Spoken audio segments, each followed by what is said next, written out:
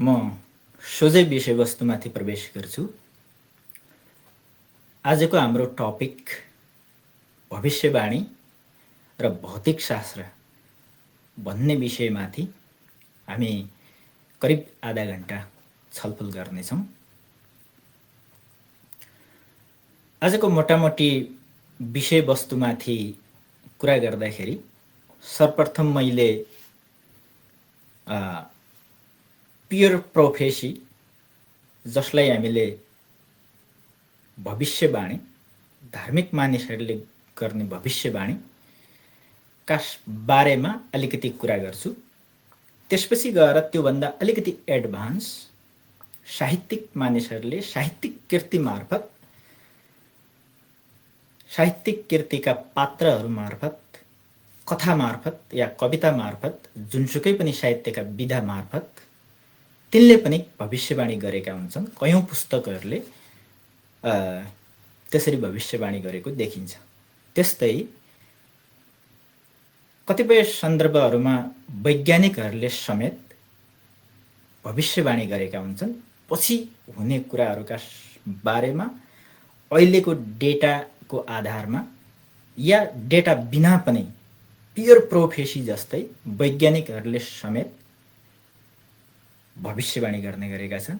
दोस्रो चरणमा म त्यसका बारेमा अलिकति कुरा गर्नेछु र त्यसपछि गएर अन्तिममा सबैभन्दा महत्त्वपूर्ण र सबैले चाहिँ त्यसलाई प्रमाणिक रूपमा लिने भनेको विज्ञानले के भन्छ त, विज्ञानको दृष्टिमा कुनै पनि चिज चाहिँ ठिक छ कि छैन भनेर मानिसले जाँच्ने गर्छन् र विज्ञानको परिभाषा नै अन्तिम परिभाषाको रूपमा सबैका निमित्त सर्वस्वीकार्य हुन्छ।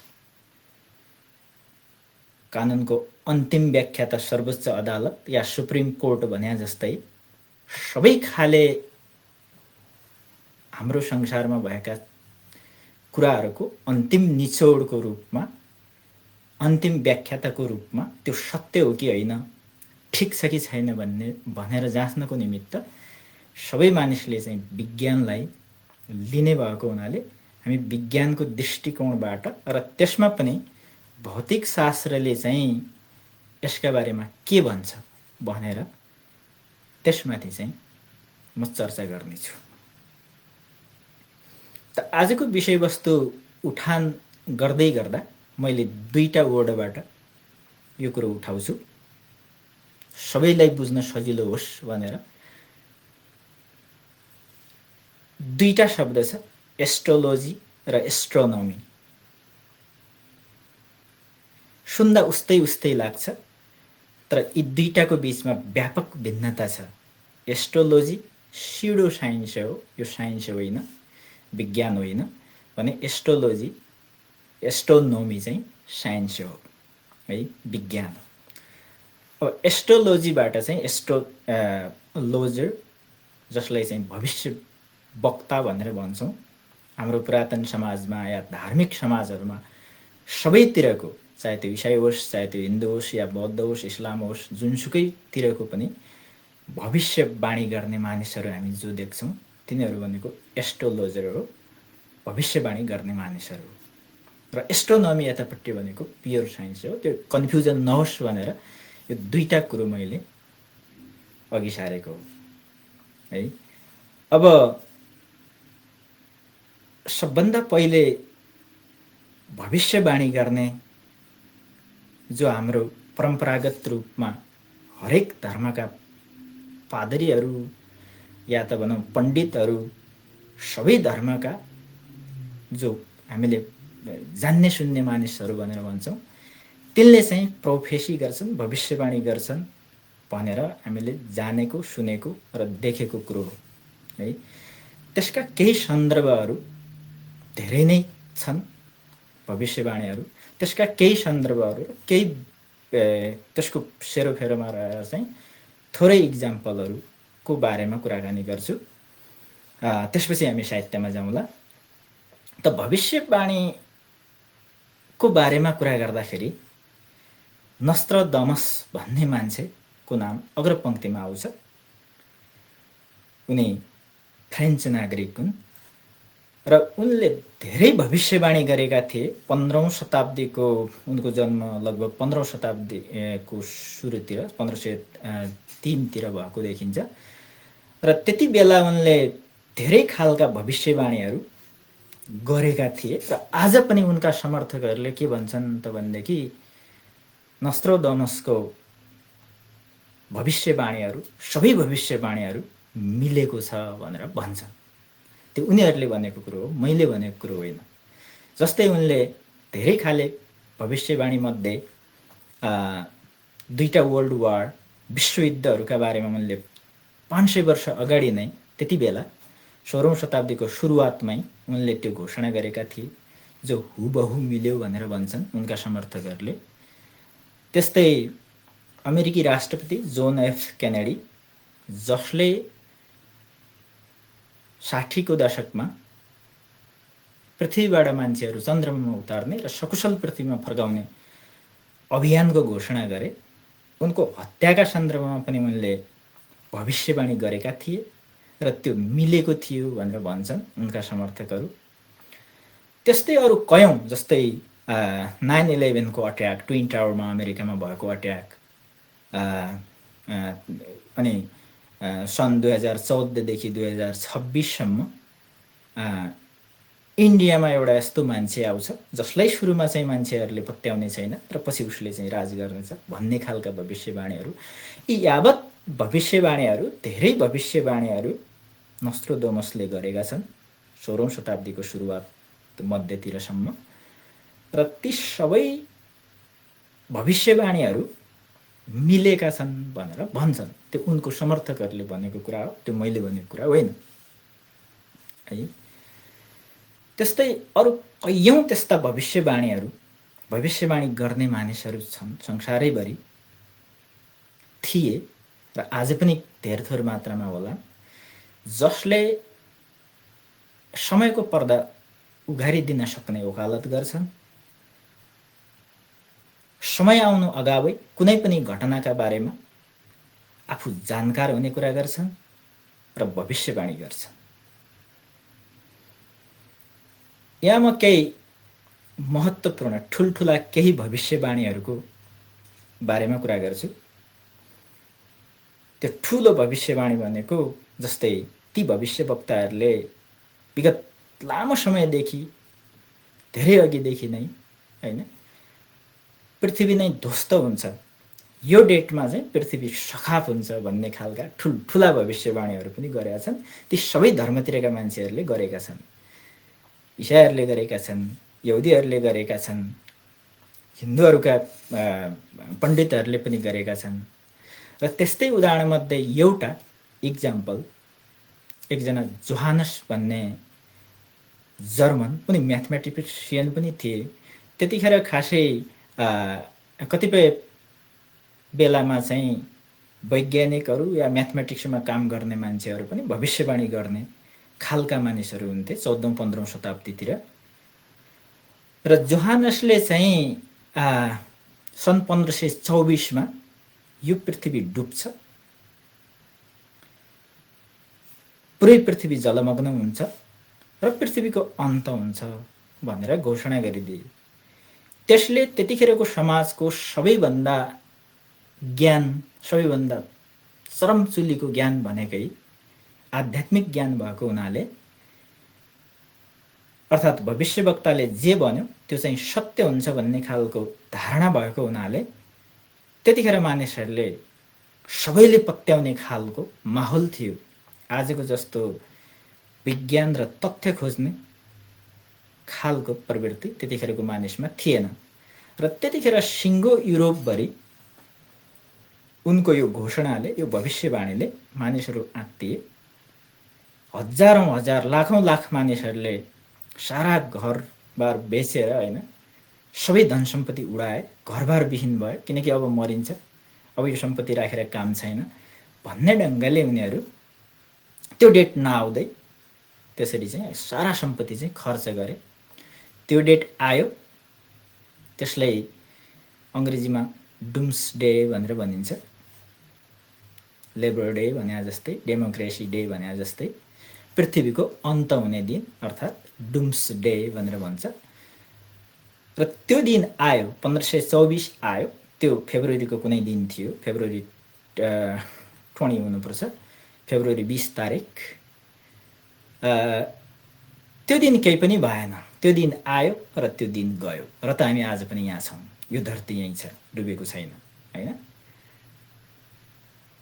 त्यो दिन अलिअलि पानी पर्यो, सामान्य सिमसिमे पानी, अरू केही पनि भएन। उत्तेजित भिडले, लाखौँले घर छोडिसकेका थिए, उनीहरू आक्रोशित भए, ठुलो हुलदङ्ग मच्चियो, सयौँ हजारौँ मानिसहरूको हत्या भयो, मानिसहरू मारिए, तोडफोड भयो, ठुलो विध्वंस भयो। र उनले जोहानसको एकजना नजिकको उनको फलोवर, जो चाहिँ अति धनाढ्य मान्छे पनि थिए, उनले चाहिँ फ्लडबाट बस्नको निमित्त ठुलो 3 तले अग्लो, त्यतिखेरको त्यो घर भनेको ठुलो घर हुन्थ्यो, 3 तले घर बनाएर त्यसको माथि चढेर बस्ने भनेर बनाएको थियो। उनको हत्या नै भयो है। त्यो कुरो चाहिँ त्यही सिद्धियो। त्यसपछि पनि त्यो त इसाईको एकजना पादरी भनौँ या भविष्यवक्ताले गरेको भविष्यवाणी कुरो भयो। अरू सबै धर्महरूमा जस्तै जीव होइन, यहुदी धर्महरूमा पनि त्यस्तो खालको भविष्यवाणीहरू गरेका छन्। 1666 मा त्यस्तै अर्को भविष्यवाणी भएको देखिन्छ। पृथ्वीको अन्त हुने, मैले ठुल्ठुला भविष्यवाणीको मात्रै कुरा गर्दैछु यहाँनिर, सारा पृथ्वी चाहिँ ध्वंस हुने खालको भविष्यवाणी गरे एकजना यहुदीले। र उनले गरेको भविष्यवाणी पनि 1666 आयो र गयो, तर पृथ्वीको ध्वंस भएन, पृथ्वी अन्त भएन। पछि उनलाई पक्राउ गरियो र उनी मारिने डरले कसरी कसरी जेलबाट छुटे र उनले आफ्नो धर्म नै परिवर्तन गरेर मुस्लिम बन्न पुगे है। त्यो त अलि अगाडिको भयो, जतिखेर चाहिँ विज्ञानको विकास बिल्कुलै भएको थिएन भन्दा हुन्छ। किनभने ग्यालिलियो न्युटनभन्दा अगाडि प्रयोगको व्यापक विस्तार भइसकेको थिएन। त्यसैले मानिसहरू भ्रममा थिए, अन्धविश्वास फ्याक्ट चेक गर्ने कुनै साधन थिएन। त्यतिखेरको ज्ञान भनेकै आध्यात्मिक ज्ञानलाई चरम ज्ञानको रूपमा लिने गरिन्थ्यो। त्यसैले मानिसहरू चाहिँ आध्यात्मिक गुरुहरूले भनेका सबै कुराहरू आँखा चिम्लेर विश्वास गर्नको विकल्प पनि थिएन मानिसहरूसँग। त्यसपछि पछिल्लो कालखण्डमा अमेरिकामा पनि एकजना विलियम मिलर भन्ने मानिसले फेरि त्यो 1843 तिर हुनुपर्छ, पृथ्वी ध्वंस हुन्छ भनिदिए। त्यतिखेरको समाज पनि पुरातन किसिमकै समाज थियो। त्यतिखेर भर्खर बाष्प इन्जिन बन्दै थियो। मानिसहरू आजको जस्तो संसार यति विकसित भएको अवस्था थिएन। र उनले त्यो घोषणा गरिसके पछाडि ठुलो सङ्ख्यामा मानिसहरूले विश्वास गरे संसारैभरि। र 1843 मा चाहिँ पृथ्वी ध्वंस हुन्छ, यानि कि डुम्स डे आउँछ भन्ने कुरा चाहिँ मानेर मानिसहरू आत्तिए है। तर त्यो दिन पनि आयो र गयो, केही पनि भएन है। अहिले त्यही मिलरका भक्तहरू, जो मिलरका फ्लोरहरू थिए, उनको पछि लाग्ने, उनको विश्वास गर्नेहरू, तिनीहरू विभिन्न टुक्रामा टुक्रिएर विभिन्न चर्चहरूमा छन्। त्यसमध्ये सबैभन्दा ठुलो आँगा अमेरिकामा हुनुहुन्छ भने अमेरिकामा देखिन्छ सेभेन्थ डे एडभेन्टिस्ट चर्च भन्ने। त्यसमा त्यतिखेर नै पनि लगभग 1.5 करोड जति फ्लोरहरू, त्यसको एउटा टुटफुट भएर बनेको सबैभन्दा ठुलो हाँगो चाहिँ त्यो है। यहाँ मैले यी विषयवस्तुहरू प्रस्तुत गर्नुको कारण के हो भने धार्मिक मानिसहरूले गरेका भविष्यवाणीहरू समयभन्दा अगावै, घटना घट्नुभन्दा अगाडि नै कुनै पनि कुराको जानकारी थाहा पाउने, जसलाई हामीले प्रिकग्निसन पनि भनेर भन्छौँ, त्यसका सन्दर्भमा केही कुराहरू प्रस्तुत गरे। अब यसलाई मैले ठिक या गलत भनिराख्नु परेन। उनीहरूले गरेका कति ठुल्ठुला घटनाहरू पनि कसरी चाहिँ गलत साबित भए भन्ने कुरा यी घटनाहरूबाट, यी केही उदाहरणबाट प्रष्ट देखिन्छ है। अरू सानसाना भविष्यवाणीका कुराहरू त तपाईहरु आफै बुझ्न सक्नुहुन्छ। अब म अलिकति यो त एउटा बेस बनाउनको निमित्त एउटा भविष्यवाणीमा कुरा गरेपछि यसको आधारभूमिको बारेमा कुरा गर्नुपर्छ भनेर केही उदाहरण मैले टिपेको हो। यो भन्दा महत्त्वपूर्ण, धेरै नै विश्वसनीय अलिकति साहित्यकारहरूले गर्ने भविष्यवाणीका सन्दर्भमा केही कुरो गर्छु। साहित्यिक कृति मार्फत कतिपय साहित्यकारहरूले कयौं भविष्यवाणीहरू गरेका छन् र त्यसमध्ये केही उदाहरणमा यहाँ प्रस्तुत गर्छु र वैज्ञानिकहरूले गरेका कुराहरू पनि। साहित्यिक मानिसहरूले गरेका भविष्यवाणीहरू धार्मिक पादरीहरू, पण्डितहरूले गरेको भन्दा निसन्देह उन्नत हुन्छ, किनभने एउटा असल साहित्य लेखिनको निमित्त कयौं वर्षको साधना हुन्छ, कयौं वर्षको अध्ययन हुन्छ। वास्तवमा साहित्यकारहरू, एउटा असल साहित्यकार भनेको ठुलो रिसर्चर हो, एउटा वैज्ञानिक हो एक किसिमले भन्ने हो भने। एउटा कुनै पनि कृति, कुनै पनि कविता लेखिनको निमित्त त्यो समाजको लामो समयसम्म अध्ययन गरेको मान्छेले नै सबैको मन छुने गरी कविता लेख्न सक्छ, सबैको मन छुने गरी साहित्यिक कृति सिर्जना गर्न सक्छ। भाषा जानेको छ, बुद्धि छ, या कविता लेख्न सक्ने, साहित्य सिर्जना गर्न सक्ने क्षमता छ भनेर जोसुकै मान्छेले राम्रो कृति कहिले पनि लेख्न सक्दैन। खाली शब्दको थुप्रो बनाउन सकिन्छ, त्यो ठुलो चिज भएन। भाषा जानेको जुनसुकै मान्छेले सक्ने भयो, तर एउटा गहन कृति लेखिनको निमित्त ठुलो अध्ययन हुनुपर्छ, लामो समयको त्यसमा साधना हुनुपर्छ। समाजको सबै दृष्टिकोणबाट, वैज्ञानिक दृष्टिकोणबाट, सामाजिक दृष्टिकोणबाट, आर्थिक दृष्टिकोणबाट, धेरै दृष्टिकोणबाट अध्ययन गरेपछि मात्रै त्यो साहित्यिक कृति, त्यो साहित्यिक सिर्जना उन्नत हुन्छ र सबैका निमित्त पठनयोग्य हुन्छ। उदाहरणको निमित्त म एउटा सानो नेपाली साहित्यकै उदाहरण दिन्छु। तपाईमध्ये धेरैले कवि नवराज पराजुलीको सगरमाथाको गहिराई भन्ने कविता पढेको हुनुपर्छ या सुनेको हुनुपर्छ र धेरैको मन छोएको पनि हुनुपर्छ। उनी कवितामा भन्छन्, उनको कवि सगरमाथाको कवि गहिराई भन्ने कविता सुरु हुन्छ, संसारभरि पोत्न पुग्ने रङ चाहिए मेरो देशका गुराँसहरूसँग माग। लगभग भाव यस्तो खालको छ, मैले त्यो कण्ठ गरेको छैन। संसारभरिलाई पोत्न पुग्ने गरी रङ चाहिए मेरो देशका लाली गुराँसहरूसँग माग्नु। तर यो कुरा पछि गरौँला कि मैले खाने चामलको रङ खोज्न म अरब आएको छु। उनी बग्दै जान्छन् र अन्तमा भन्छन्, आमा आमा म अरबको तातो खाडीबाट तिमीले बनाएको सानो काठको बाकस भरिने गरी देश फर्के भने त ठिकै हो, तर काठको रातो ठुलो बाकसमा म आफै भरिएर फर्के भने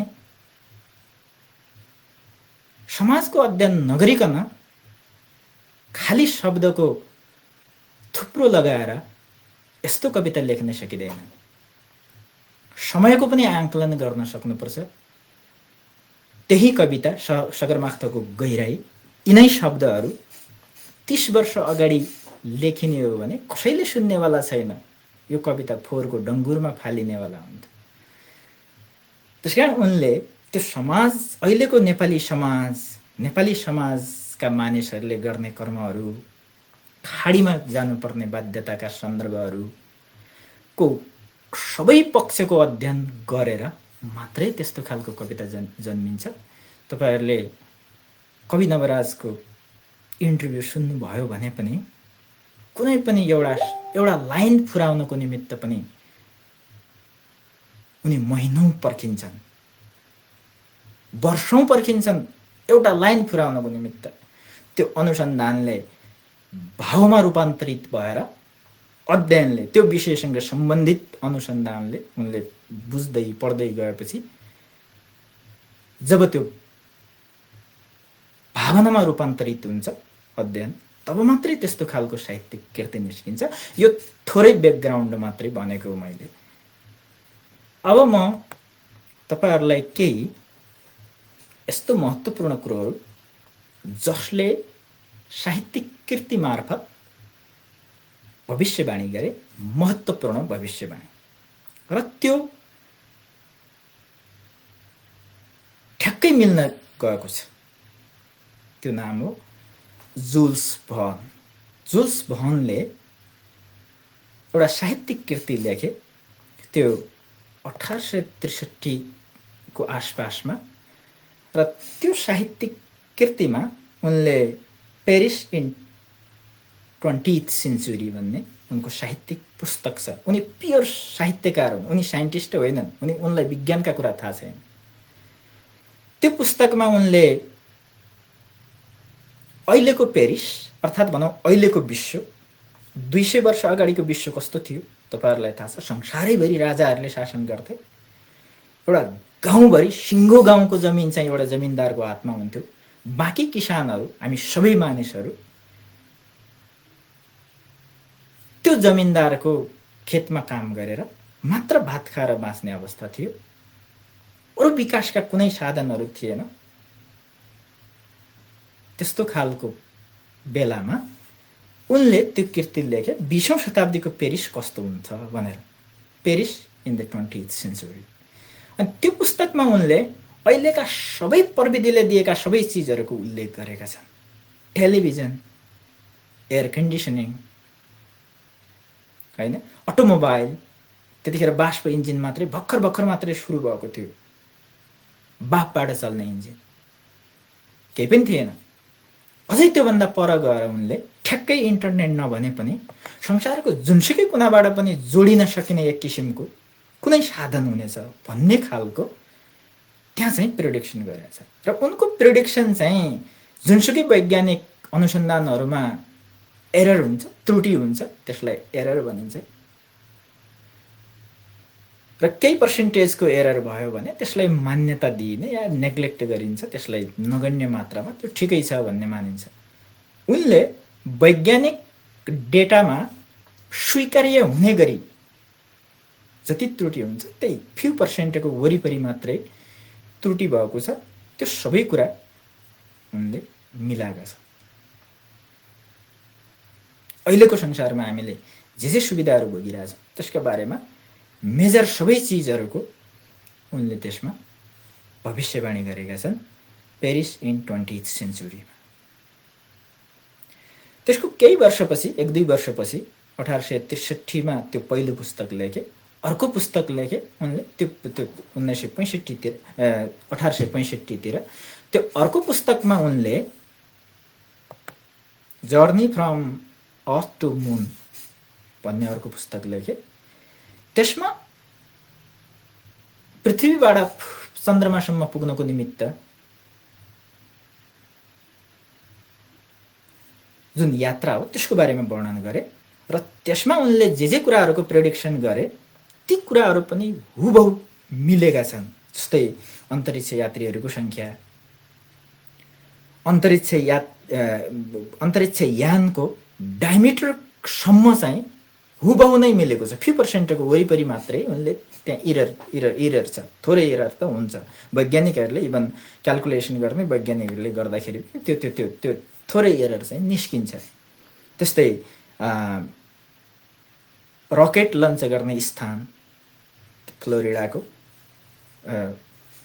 फ्लोरिडा थोरै नजिक, त्यसको नजिकै है, यस्ता कुराहरू उनले लगभग सबै कुराहरू त्यहाँ चन्द्रमामा पुग्न लाग्ने टाइम, इभन वेटलेसनेस माथि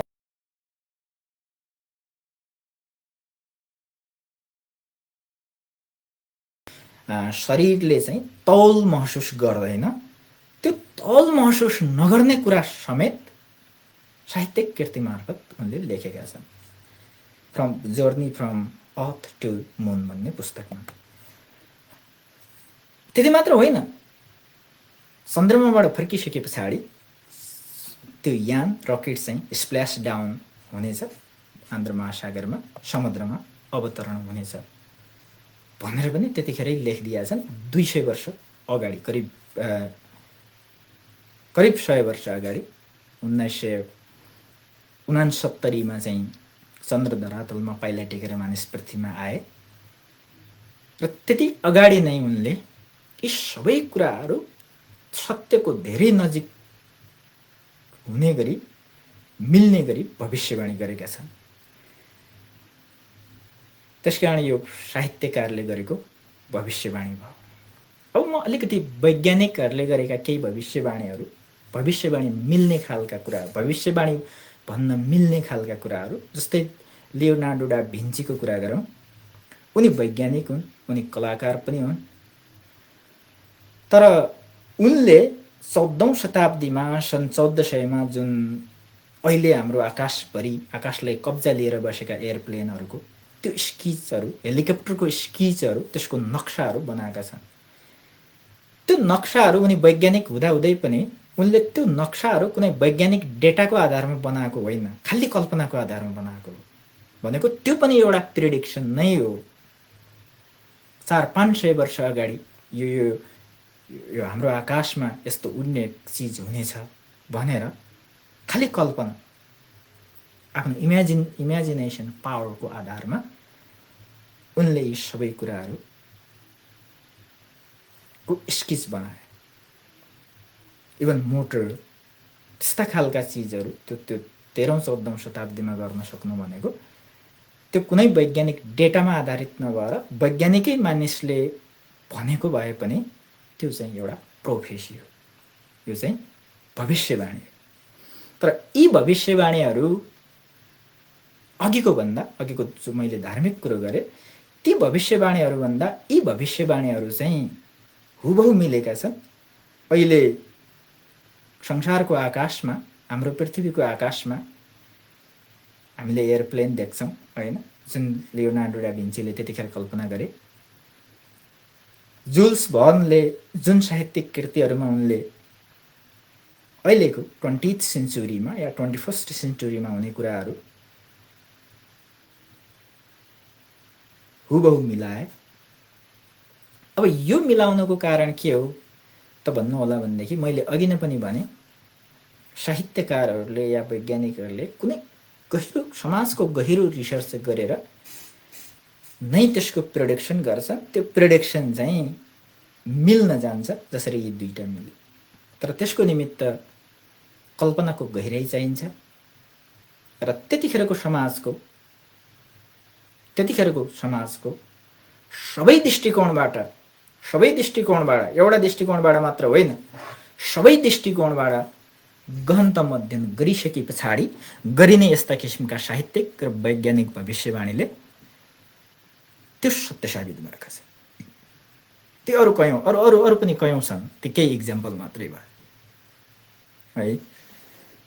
अब यी किन हुन्छन् त भन्दाखेरि, जुल्स भर्नकै जीवनी पढ्ने हो भने उनले कसरी एउटा साहित्यकार, बरु लियोनार्डो डा भिन्ची त आफै वैज्ञानिक पनि हुन्, वैज्ञानिकहरूको सङ्गत पनि छ, त्यो बुझ्न सकिने कुरा भयो। धेर थोर मात्रामा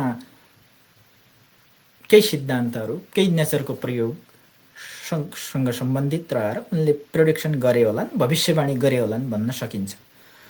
तर यो जुल्स भर्नको कुरो चाहिँ बुझ्न कठिन हुन्छ। तर उनको जीवनी पढ्दाखेरि चाहिँ उनले पनि उनको सङ्गतमा, उनी साहित्यकार हुँदाहुँदै पनि त्यतिखेरको विज्ञान प्रविधिसँग जोडिएका महत्त्वपूर्ण टप लेभलमा रहेका मानिसहरूसँग उनको गहिरो सङ्गत हुने, कुराकानी हुने, भेटघाट हुने र ती कुराकानी, ती भेटघाट भनेका पनि एउटा अध्ययनका, समाज अध्ययनका महत्त्वपूर्ण चिजहरू हुन् र त्यही इन्ट्रेक्सनबाट उनका वैज्ञानिक साथीहरू, धेरै वैज्ञानिक साथीहरूसँगको चिनजान या सहकार्य या कुराकानीबाट उनले ती कुराहरू लेख्न सकेका हुन् भनेर विश्वास गरिन्छ। त्यसमा उनले अलिकति कल्पना, अलिकति गहिरो गरी कल्पना गर्न सके र त्यसलाई सही ढङ्गले प्रस्तुत गर्न सके। आफूले एजुकेटेड गेस भन्छ नि, त्यसरी चाहिँ प्रोफेसी भविष्यवाणी गर्न सकेका हुन् भनेर मानिन्छ है। यो साहित्यिक कुरो भयो, साहित्यिक या वैज्ञानिकहरूले गर्ने प्रोफेसी कुरो भयो, जुन पहिले धार्मिक भन्दा सत्यको धेरै नजिक छ। अब हामी सोझै विज्ञानमा छौँ। अब यो भविष्यवाणी गर्नको निमित्त धेर थोर मात्रामा साहित्यिक रूपमा पनि र विशेष गरी धार्मिक रूपमा जो भविष्यवाणी गर्छन्, भविष्यवाणी गर्ने मान्छेले चाहिँ हामीले उनीहरूले भविष्यवाणी गर्ने बेलाहरूमा या मन्त्र जे गर्छन् होइन, त्यो गर्ने क्रममा उनीहरूले एक किसिमको सुषुप्तिमा जान्छन्। सुषुप्ति भनेको एउटा ट्रान्स स्टेट छ होइन। प्रिकग्निसन चाहिँ सिम्पली सुषुप्तिको अवस्थामा हुन्छ। प्रिकग्निसन हुन्छ कि हुँदैन? प्रिकग्निसन भनेको भविष्यको आभास, पूर्वाभास। भोलि के हुँदैछ भन्ने कुरा आज थाहा हुनु, या पछि के हुन्छ भन्ने कुरा, 100 वर्ष पछाडि के हुन्छ भन्ने कुरा आज थाहा हुनु, त्यो भनेको प्रिकग्निसन हो। त्यसलाई अङ्ग्रेजीमा प्रिकग्निसन भनिन्छ। त्यो प्रिकग्निसन हुन्छ कि हुँदैन भनेर वैज्ञानिक प्रयोगशालाहरूमा परीक्षण भएको छ।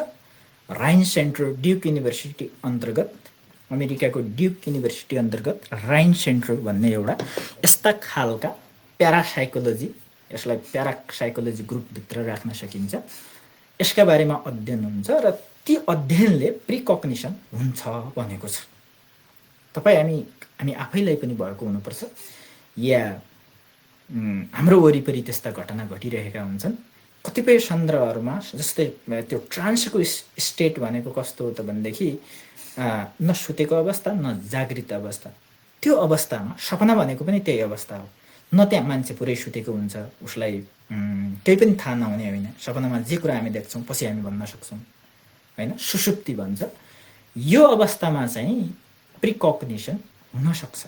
हामी आफैले पनि त्यो अनुभव कसैले गर्न सक्छौँ। त्यस्तो अनुभव धेर थोर मात्रामा म आफैले पनि महसुस गरेको छु। अब त्यो रिसर्चले पनि त्यो कुरो के देखायो त भने प्रिकग्निसन चाहिँ कुनै न कुनै मानिसलाई चाहिँ, कसैलाई चाहिँ प्रिकग्निसन हुन्छ भन्ने रिसर्चले चाहिँ देखाएको छ। तर त्यसलाई फेरि टेस्ट गर्दाखेरि साइन्सले के भन्छ त भने कुनै कुरा त्यो सत्यको रूपमा, तथ्यको रूपमा स्थापित हुनको निमित्त त्यो चाहिँ रिपिटेड एक्सपेरिमेन्टबाट हरेकपल्ट जतिपल्ट नाप्दाखेरि पनि, जतिपल्ट एक्सपेरिमेन्ट गर्दाखेरि पनि त्यो सत्य हुनुपर्छ। तर प्रिकग्निसनको सन्दर्भमा भविष्यवाणी, पछि हुने घटना चाहिँ अहिले थाहा हुने कुराका सन्दर्भमा चाहिँ त्यो घटेको पाइयो। अहिले त्यो भविष्यवाणी जे गरेको छ त्यो मान्छेले ठ्याक्कै मिलायो, त्यसलाई चाहिँ प्रिकग्निसन भयो भने, पूर्व आभास भयो भने पछि हुने घटनाको फेरि टेस्ट गर्दै गयो भने त्यो मिल्ने क्रम चाहिँ घट्दै गएको देखिन्छ। त्यसकारण अहिलेलाई यति मात्र भन्न सकिन्छ, प्रिकग्निसन कुनै मानिसहरूमा त्यो हुने देखियो, तर त्यो चाहिँ प्रमाणको रूपमा ठ्याक्कै हामीले प्रिकग्निसन गर्न सक्छौँ भनेर एउटा सिद्धान्तकै रूपमा चाहिँ हामी स्वीकार्न सक्दैनौँ। त्यो चाहिँ राइन सेन्टरले गरेको अहिलेसम्मको रिसर्चले गरेको कुरा भयो। अब त्योभन्दा पनि भौतिकशास्त्रका नियमहरूले के भन्छन् त? के प्रिकग्निसन भविष्यको पर्दा खुलाउन सकिन्छ? आजै भविष्यमा हुने जुनसुकै पनि घटना, चाहे सानो घटना होस् या ठुल्ठुला घटना, पृथ्वीकै अन्त हुने या जुनसुकै ठुला खालका घटनाहरू के आजै भन्न सकिन्छ त? हामीले भौतिकशास्त्रको आन्सर, भौतिकशास्त्रका नियमहरूले त्यसका बारेमा, त्यसका सन्दर्भमा के दृष्टिकोण राख्छ त भन्ने बारेमा छलफल नगरिकन कुनै पनि कुराको निष्कर्ष निस्किँदैन, किनभने यी भनेका आधारभूत नियमहरू। अब म भौतिकशास्त्रले के भन्छ त प्रिकग्निसनका सन्दर्भमा भन्ने दिशातिर कुरो अगाडि लैजान्छु। क्लासिकल भौतिकशास्त्र, जसलाई शास्त्रीय भौतिकशास्त्र है भनिन्छ, क्लासिकल शास्त्रका सबै नियमहरू एउटा बेसिक सिद्धान्तमा अडिएका छन्।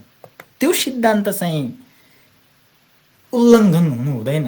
यदि त्यो सिद्धान्त उल्लङ्घन भइदियो भने सारा विज्ञानका नियमहरू पुनर्लेखन गर्नुपर्छ, भत्किन्छ, सखाप हुन्छ।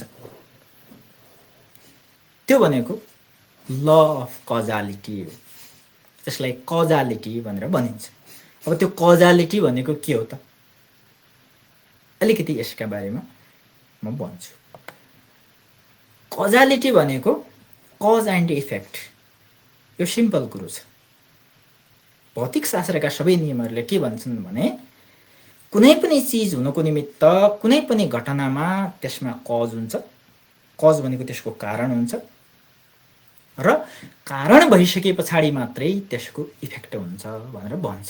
सबै नियमहरू यसमा टेक्छन्। यसमा कुनै नियम पनि टिकेन भने त्यो नियम नै रहँदैन। त्यसकारण यो नियम चाहिँ भायोलेट हुनु हुँदैन।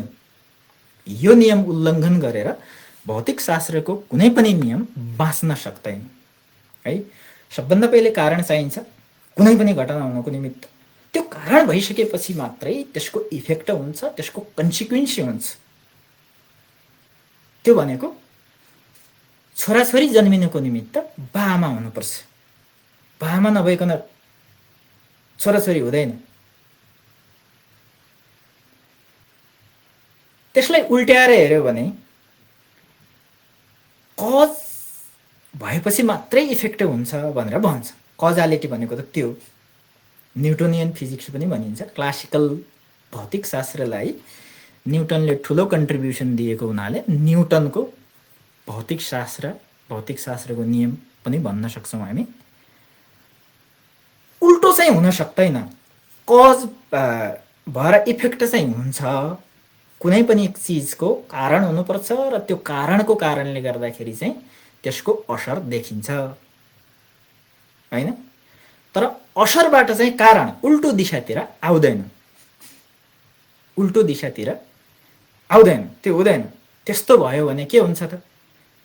कजालिटी उल्लङ्घन हुन्छ। र कजालिटी उल्लङ्घन भयो भने के हुन्छ त? भौतिकशास्त्रका सारा नियमहरू तासका घर जस्तै गर्ल्याम गुर्लुम ढल्छ। ती नियम ढलेपछि हामीले त्यसलाई पुनर्लेखन गर्नुपर्छ है। अब यो कजालिटी किन मैले यो जोड्दैछु भने जो प्रिकग्निसन हो, प्रिकग्निसन भनेको भविष्यको कुनै घटना, सुदूर भविष्यको कुनै घटना 200 वर्ष पछाडि, 100 वर्ष पछाडि या 2 मिनट नै पछाडि किन नहोस्, 1 घण्टा पछाडि नै किन नहोस्, त्यो त समय उल्टो बग्नु पर्यो हैन। त्यो इफेक्टबाट कजमा आउनु पर्यो हैन। कज त अहिले हुन्छ, कारण त अहिले हुन्छ, बाबामा त अहिले हुन्छन्, छोराछोरी त भोलि हुन्छ भन्या जस्तो समय चाहिँ उल्टो बग्नुपर्छ। भविष्यबाट प्रेजेन्टमा र प्रेजेन्टबाट पास्टमा जानुपर्छ। त्यो हुन सक्दैन। क्लासिकल मेकानिक्सको परिभाषा अनुसार, भौतिकशास्त्रका अहिलेका सिद्धान्त अनुसार समय उल्टो बग्न सक्दैन। त्यो उल्टो बग्न नसक्ने भएको हुनाले प्रिकग्निसन सम्भव छैन, भनेको भविष्यवाणी सम्भव छैन। वी डोन्ट नो, रायन सेन्टरले भनेको छ कि प्रिकग्निसन कसै मान्छेमा हुन्छ, सामान्य एक्सपेरिमेन्ट गर्दाखेरि उनले त्यो त्यो त्यो कुराहरू चाहिँ छ भनेका छन्। तर भौतिक शास्त्रको आधारभूत नियमलाई हेर्नुपर्छ। आधारभूत नियम भनेको नै सबैभन्दा महत्त्वपूर्ण चिज हुन्छ, जुन चाहिँ नभत्किने नियम भनेर हामीले मानेका हुन्छौँ। अब त्यो कजालिटी भत्कियो भने त भौतिक शास्त्र त बाँकी रहँदैन। त्यसैले समय उल्टो गतिमा बग्न सक्दैन। भविष्यबाट आजतिर, वर्तमानतिर या वर्तमानबाट पास्टतिर, भूतकालतिर समयको बहाव हुन सक्दैन। समयको बहाव हुन नसके पछाडि प्रिकग्निसन पनि हुन सक्दैन भन्छ। त्यस्तो भन्छ। तर भौतिक शास्त्र भनेको क्लासिकल फिजिक्स मात्रै पनि त होइन। अहिले भौतिक शास्त्रको उन्नत विकास, यसलाई हामी क्वान्टम मेकानिक्स भनेर भन्छौँ है।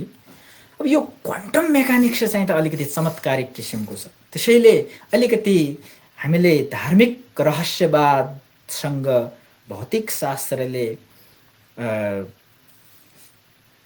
कुनै न कुनै एटलिस्ट पहिलेको तुलनामा चाहिँ रहस्यका कयौं गाँठाहरू फुकाउने किसिमको व्याख्यातिर चाहिँ गएको छ भनेर भन्न सक्ने अवस्थामा छौँ। त्यसो भएको हुनाले क्लासिकल मेकानिक्सको आधारमा त हामीले प्रिकग्निसनलाई कुनै पनि आधार छैन, त्यो सही हो भन्ने कुराको कुनै भविष्यवाणी गर्न सकिन्छ भन्ने कुराको कुनै पनि आधार छैन। तर क्वान्टम मेकानिक्समा आइसके पछाडि चाहिँ केही त्यस्ता आधारहरू छन् जसले कजालिटीलाई ब्रेक नगरिकन पहिला कारण हुन्छ र त्यसपछि त्यसको असर हुन्छ भन्ने तथ्यलाई कुनै पनि बाधा नपुर्याइकन चाहिँ भविष्यबाट समयलाई वर्तमानतिर या वर्तमानबाट पास्टतिर लैजान सकिन्छ भन्ने कुराको व्याख्या गर्छ। त्यो व्याख्या रिचर्ड फाइनम्यान, भौतिक शास्त्रको अग्लो नाम हो, उनको थेसिस लगभग यसैको वरिपरि छ। उनले एन्टिम्याटर, त्यहाँ एन्टिम्याटर भन्ने एउटा चिज छ। एन्टिम्याटर भनेको के हो भने म्याटर भनेको एउटा पदार्थ भयो होइन, एन्टिम्याटर भनेको त्यसको अपोजिट गुण भएको पदार्थ हो भनेर एउटा सामान्य व्याख्या छ। जस्तै इलेक्ट्रोन नेगेटिभ ऋणात्मक गुण भएको हुन्छ भने एउटा यस्तो इलेक्ट्रोन भेटिन सक्छ जो चाहिँ त धनात्मक गुण भएको हुन्छ भनेर, यो त सामान्य परिभाषा भयो। तर फेनम्यानले चाहिँ के भन्छन् त भन्दाखेरि एन्टिम्याटर भनेको त्यस्तो होइन, इलेक्ट्रोन नै हो, इलेक्ट्रोन नै हो, सेम इलेक्ट्रोन जो हामीले सामान्य भाषामा यो म्याटरमा, पदार्थमा, आम पदार्थमा सबैमा त इलेक्ट्रोन छ होइन। त्यो इलेक्ट्रोन जुन छ त्यो इलेक्ट्रोन नै पास्टतिर बगेपछि उल्टो दिशातिर हिँड्न थाल्यो भने त्यो त एन्टिम्याटर हो, एन्टी इलेक्ट्रोन हो। अब एन्टी इलेक्ट्रोनबाट एन्टिम्याटर होइन, ठ्याक्कै उल्टो। एन्टीको अर्थ हुन्छ उल्टो। अब त्यो खालि त्यसले दिशा परिवर्तन गर्यो भने भविष्यतिर गइरहेको छ। अहिले त समयको तारो भनेको त अगाडितिर बढिरहेको छ। अब त्यसलाई पछाडि फर्काइदियो भने, खालि इलेक्ट्रोनको गति समयमा पछाडि फर्काइदियो भने त्यो के हुन्छ त एन्टी इलेक्ट्रोन हुन्छ या एन्टिम्याटर हुन्छ। त्यसो भइदियो भने यो कजालिटी पनि ब्रेक हुँदैन। कज पहिले हुन्छ, इफेक्ट पहिले हुन्छ, किनभने त्यही इलेक्ट्रोन फर्कियो नि त। कज त छ त्यहाँ, कज पहिले छ, इफेक्ट पछि हुन्छ। त्यो इलेक्ट्रोन फर्केको, युटर्न गरेको त्यही गाडी हो, त्यो घुमाउरो बाटोबाट फर्काएर ल्याएको हो, कहाँबाट आयो भन्ने हुँदैन होइन। त्यसैले एन्टिम्याटर भनेको म्याटर नै हो, म्याटर नै हो, त्यो फरक चिज होइन। तर त्यसले अहिलेसम्मको विज्ञानको बुझाइले, अहिलेसम्मको, we don't know, maybe further experiment हुनसक्छ, अहिलेसम्मको निचोड भनेको चाहिँ त्यो छ। फेनम्यानले पत्ता लगाएको एन्टिम्याटर, एन्टिम्याटर भन्ने पदार्थ आइदियो भने यो खेलमा, एन्टिम्याटर भन्ने पदार्थ आइदियो भने कजालिटी भन्ने चिज पनि ब्रेक हुँदैन, विज्ञानका नियम पनि ब्रेक हुँदैनन्, र हामी भविष्यमा हुने कुराहरू अहिले थाहा पाउँछौँ विज्ञानका नियम अनुसार, प्रिकग्निसन अनुसार, प्रिकग्निसन नै गर्न सक्छौँ। भविष्यमा जे हुन्छ त्यो कुरा भन्न सक्छौँ भन्छ। त एउटा भन्नुपर्ने कुरा न्युटनको नियमले बरु के चाहिँ भन्छ भने भविष्य प्रिकग्निसन हुने होइन, टाइम उल्टो बग्ने होइन, बरु क्याल्कुलेबल छ। क्याल्कुलेबल भनेको अहिले पोजिसन र भेलोसिटी, अहिलेको अवस्थिति, कुनै पनि पदार्थको अहिलेको अवस्थिति थाहा पाउने हो भने भविष्यमा त्यसको अवस्थिति कस्तो हुन्छ भन्ने कुरा सबै थाहा हुन्छ भनेर भन्छ। त्यसको निमित्त मानव एउटा बृहत ठुलो धेरै क्षमताको अहिले संसारमा सबै भएका कम्प्युटरहरूभन्दा पनि 100 गुणा शक्तिशाली कम्प्युटर भएर तिनले संसारका सबै मोलिक्युलहरू, सबै मोलिक्युल, यत्रो संसारमा कत्रो मोलिक्युल होला आफै कल्पना गर्नुहोस्, यी सबै मोलिक्युलहरूको चाहिँ अवस्थिति सबै कुराहरू नाप्न सकियो। त्यस्तो कम्प्युटर छ हामीसँग भने कहाँ कहाँ के हुन्छ भन्ने कुरा चाहिँ थाहा हुन्छ भनेर भन्छ है। त्यो छुट्टै कुरो भयो। अब त्यसो भए अलिकति क्वान्टम मेकानिक्समा गइसके पछाडि भविष्यवाणी गर्न सकिन्छ, प्रिकग्निसन हुन्छ भन्ने दिशातिर पनि कुरो गयो हैन। अब त्यसको निमित्त टाइम मसिन चाहिन्छ। टाइम मसिन भनेको टाइममा हामीले अगाडि पनि जान सक्छौँ, पछाडि पनि जान सक्छौँ, त्यसका बारेमा धेरै चर्चा नगरौँ। तर त्यो टाइम मसिन बन्नको निमित्त अहिले सम्भव छैन, त्यसैले पनि अहिले चाहिँ प्रिकग्निसन हुन सक्छ या भविष्यवाणी गर्न सकिन्छ भन्ने कुरा अहिलेको लागि असम्भव कुरा हो। अहिलेको भनेको धेर थोर समयको लागि भनेको होइन, 4-5 हजार वर्षसम्मको लागि, लगभग 5,000-5,500 वर्षसम्मको लागि त्यो असम्भव कुरा हो। किन असम्भव कुरा हो त भने टाइम मसिन बनाउन सकियो भनेपछि मात्रै हामीले भविष्यमा ट्राभल गर्न सक्छौँ या पास्टमा ट्राभल गर्न सक्छौँ। त्यो टाइम मसिन बनाउनको निमित्त हामीलाई ठुलो एनर्जी चाहिने भयो। त्यो ठुलो एनर्जी कहाँबाट ल्याउनु? अहिले त हामीले फोसिल फ्युल प्रयोग गर्ने, मरेका चिजहरू जस्तै हामीले पेट्रोल डिजेल भन्छौँ, यो त कुहिएका बोट बिरुवाहरूबाट जे चिज निस्किन्छ त्यो प्रयोग गरिरहेछौँ। अहिलेको वर्ल्ड संसारभरिकै शक्तिको स्रोत भनेको फोसिल फ्युल हो र धेर थोर मात्रामा सोलर हैन भनेदेखि हामी त अत्यधिक कमजोर छौँ एनर्जीमा। विज्ञान यसरी नै विकास हुँदै गयो भनेदेखि करिब 7,500 ईस्वी सम्बत, अहिले हामी 2000 कतिमा छौँ? 2021 छौँ हैन, 2021 छौँ। 7,500 तिर गयो भने हाम्रो विज्ञान यसरी विकसित हुन्छ त्यति बेला हामी सिङ्गो तारामण्डलको, जसलाई ग्यालेक्सी भन्छौँ, त्यसको शक्ति दोहन गर्न सक्छौँ, त्यसको शक्ति तान्न सक्छौँ। जसरी अहिले हामीले सोलर एनर्जी तान्न सक्ने भएका छौँ, विज्ञानको विकास भएर तान्न सक्ने भएका छौँ। 16औं शताब्दीमा या 18औं शताब्दीमा त हामी सोलरबाट त्यसरी एनर्जी तान्न सक्ने क्षमता, हैसियत हामीसँग केही पनि थिएन, या हाइड्रो इलेक्ट्रिसिटी नै बनाउन सक्ने हैसियत थिएन भने अबको 5,500 वर्ष पछाडि विज्ञान पृथ्वी रह्यो भने, आई डोन्ट नो, पृथ्वी रह्यो भने र वैज्ञानिकहरूले यसरी नै काम गर्न पाइयो भने चाहिँ त्यो बेलासम्म हामी सिङ्गो मिल्की वे ग्यालेक्सीको एनर्जी चाहिँ, ताराहरूको एनर्जी चाहिँ क्याप्चर गर्न सक्छौँ, हामीले त्यसलाई प्रयोग गर्न सक्छौँ। त्यस्तो खालको मसिनहरू हामीसँग हुनेछ। त्यो भयो भने मात्रै एउटा सिङ्गो ताराको एनर्जी प्रयोग गरेर हामी टाइम मसिन बनाउन सक्नेछौँ र भविष्यवाणी गर्नेछौँ। आजलाई यति।